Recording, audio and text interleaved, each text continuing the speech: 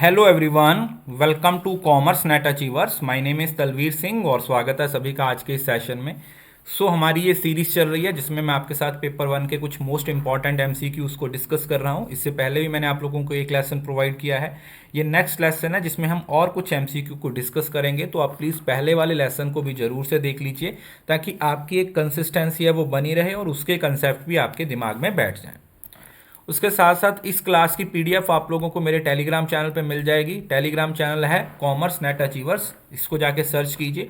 वहाँ पर आप लोगों को इस क्लास की पीडीएफ है वो प्रोवाइड करवा दी जाएगी। उस पीडीएफ को आप जाके डाउनलोड कर लीजिएगा ताकि आपको बाद में रिवाइज करने में कोई दिक्कत ना आए, आपको नोट्स बनाने में कोई प्रॉब्लम नहीं आती है। तो जिन्होंने भी ज्वाइन नहीं किया, फ्री है, इसको कोई पैसा देने की ज़रूरत नहीं है।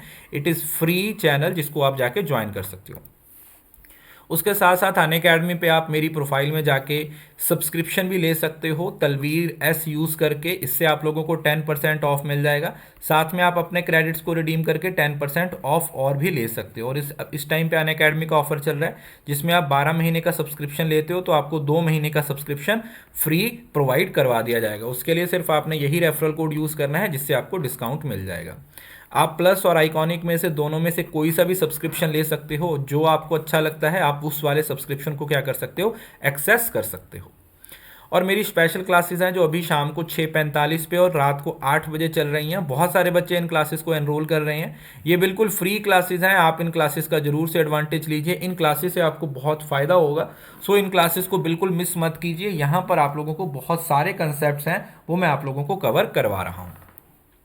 चलिए देखते हैं। सबसे पहला क्वेश्चन हमारा स्केल से है। एक बहुत ही अच्छा क्वेश्चन है, बहुत ज़्यादा पूछा जाता है। एक साइड पे आपको स्केल्स दिए हुए हैं और दूसरी तरफ उनकी प्रॉपर्टीज़ दी हुई हैं। तो देखिए इस तरीके का क्वेश्चन आप बहुत आसानी से ऑप्शन से बना सकते हो। जब हम नॉमिनल की बात करते हैं तो नॉमिनल सबसे पहला स्केल होता है। जैसे आप नॉमिनल की बात करते हो तो नॉमिनल में सिर्फ और सिर्फ क्लासेस होती हैं, क्लासिफिकेशन होती हैं। तो ए को 3 से मिलाओगे तो यहाँ पर भी A3 से है और यहाँ पर भी A3 से है। इसका मतलब हमें ये चेक करना पड़ेगा कि B1 से मिलेगा या B4 से मिलेगा। बी में ऑर्डिनल लिखा हुआ है तो यहाँ पर ऑर्डर की बात हो रही है। B1 में यहाँ पर एब्सोल्यूट जीरो की बात हो रही है। और आपको पता है कि जो एब्सोल्यूट जीरो है ये किसका फीचर है, ये रेशियो का फीचर है। तो ऑर्डिनल किसके साथ मैच कर जाएगा, 4 के साथ मैच कर जाएगा।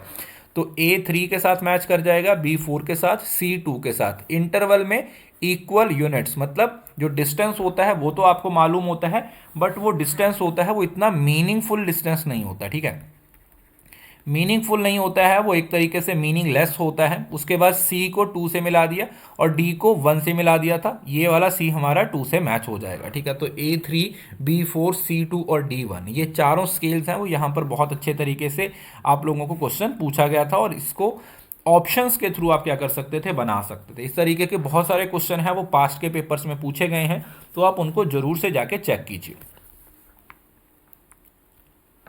उसके बाद नेक्स्ट क्वेश्चन है the issue of research ethics. Research ethics की बात हो रही है कि जो रिसर्च एथिक्स होते हैं become relevant in which of the following stages of research. Research की कौन सी स्टेजेस में जो रिसर्च एथिक्स हैं उनकी इंपॉर्टेंस होती है। प्रॉब्लम सिलेक्शन में, हाइपोथेसिस फॉर्मुलेशन में, हाइपोथेसिस टेस्टिंग में, डेटा एनालिसिस में, या फिर डिफाइनिंग ऑफ रिसर्च पॉपुलेशन। देखिए दो ऑप्शंस को हमें सिलेक्ट करना है। आपको एक बात पता है कि जो रिसर्च के एथिक्स होते हैं, जो रिसर्च के हमारे एथिक्स होते हैं, रिसर्च के एथिक्स में जो सबसे इंपॉर्टेंट चीज़ होती है वो यही होती है कि आप कब इनको अप्लाई करते हो। अप्लाई करने का मतलब है यहाँ पर कौन से लेवल पे इनकी हमें ज़रूरत पड़ती है। तो रिसर्च एथिक्स का रोल वहाँ पे शुरू होता है जहाँ पे हम डेटे के साथ कुछ करते हैं। तो डेटा एनालिसिस और इंटरप्रिटेशन, और उसके साथ साथ हाइपोथेसिस टेस्टिंग।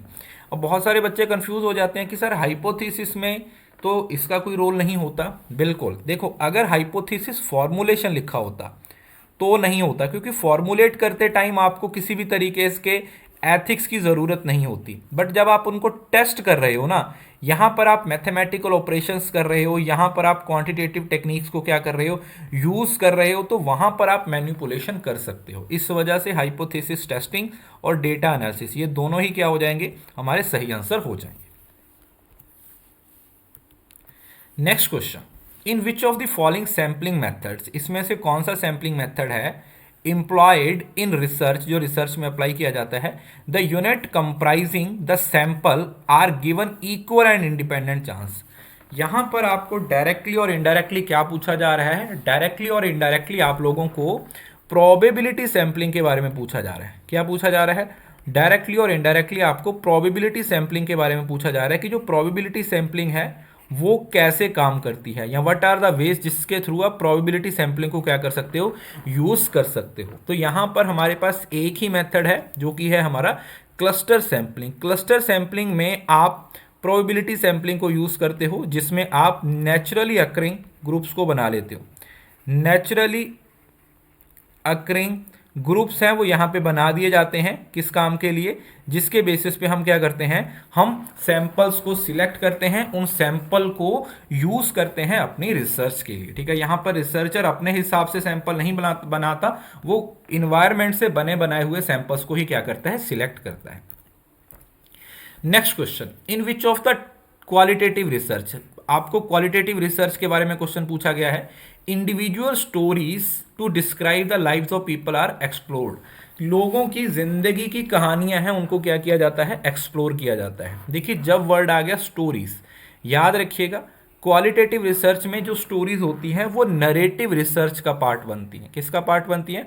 नरेटिव रिसर्च का पार्ट बनती है। हम क्या करते हैं? जैसे स्टोरीज को नरेट किया जाता है, अब इसमें जो नरेशन होगी ना वो दोनों तरीके की हो सकती है। कैसे? जैसे ऑटोबायोग्राफी भी बोल सकते हो इसको बायोग्राफी भी बोल सकते हो। ठीक है जी, दोनों बोल सकते हो। आप ऑटोबायोग्राफी भी बोल सकते हो और बायोग्राफी भी बोल सकते हो। ये दोनों ही हमारी किसका पार्ट बनती हैं? हमारी नरेटिव रिसर्च का पार्ट बनती हैं। Both of them becomes the part of your narrative research. किसका पार्ट बनती है बच्चे? नरेटिव रिसर्च का पार्ट है वो बनती है। विच of the following research is cyclical in nature. ये क्वेश्चन एनटीए का इतना ज्यादा फेवरेट है कि वो बार बार आपसे इस क्वेश्चन को निकाल के पूछते हैं। कौन सी रिसर्च है जो साइक्लिकल इन नेचर होती है? तो हमारे पास फंडामेंटल है, अप्लाइड है, एक्शन रिसर्च है या वैल्यूएशन रिसर्च है। आप लोगों को पता है कि जो हमारी एक्शन रिसर्च होती है, कौन सी रिसर्च? जो हमारी एक्शन रिसर्च होती है बच्चे, ये क्या होती है? This is cyclical in nature. Cyclical in nature ये रिसर्च होती है, वो आपकी साइक्लिकल होती है, जिसमें हम एक सर्कल में, ठीक है, एक फ्लो में क्या करते हैं? रिसर्च है वो करते रहते हैं। तो यहां पर जो सही आंसर हो जाएगा वो आपका क्या बन जाएगा? Action research. क्या बन जाएगा बच्चे?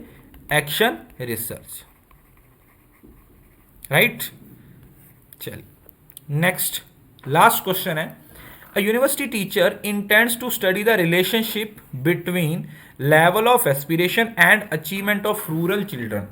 Which design of research will be most appropriate in this context?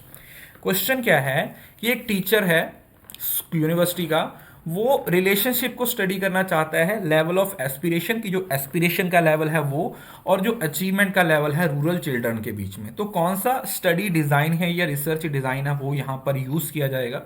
तो यहाँ पर ना एक कीवर्ड लिखा हुआ है जो है अचीवमेंट। अचीवमेंट मतलब कि कुछ अचीव किया गया है, तो मतलब it is something that has happened, कि एस्पिरेशन लेवल बढ़ने से उन्होंने क्या अचीव किया। तो जब कुछ पास्ट की बात हो रही है बट हम फिर भी वेरिएबल्स को स्टडी कर रहे हैं, इंडिपेंडेंट वेरिएबल को डिपेंडेंट वेरिएबल के साथ स्टडी करते हैं, तो इसका जो सही आंसर होता है वो होता है हमारा x post facto research design. क्या होता है बच्चे? X post facto research design होता है। X post facto research design कौन सी रिसर्च डिजाइन होता है? जहां पर आप पोस्टमार्टम करते हो, ठीक है, मतलब कोई इंसिडेंट ऑलरेडी हो चुका है, उस इंसिडेंट को आप स्टडी कर रहे हो, उस इंसिडेंट को आप एज इट एज क्या कर रहे हो? बता रहे हो कि इस रिसर्च में ये चीजें हुई थी, यहाँ पर ऐसे ऐसे इंसिडेंट हैं वो पहले हुए थे और इनको हम आगे किस तरीके से इस्तेमाल कर सकते हैं। राइट, सो ये था हमारा आज के 6 बहुत ही इंपॉर्टेंट क्वेश्चंस। उम्मीद करता हूं कि रिसर्च के ये जो कंसेप्ट्स हैं वो आप लोगों को अच्छे तरीके से समझ आए होंगे। इसी तरीके की और बहुत सारी वीडियोस मैं अभी आपके लिए लेके आने वाला हूं, तो आप इसी तरीके से देखते रहिए। चैनल को सब्सक्राइब करके रखिए, वीडियो को लाइक कीजिए, वीडियो के नीचे अपनी फीडबैक है वो जरूर लिखिए। See you soon in the next video. तब तक के लिए खुश रहें, हंसते रहें, मुस्कुराते रहें, और हाँ, इस वीडियो को शेयर करना ना भूलें, बिकॉज शेयरिंग इज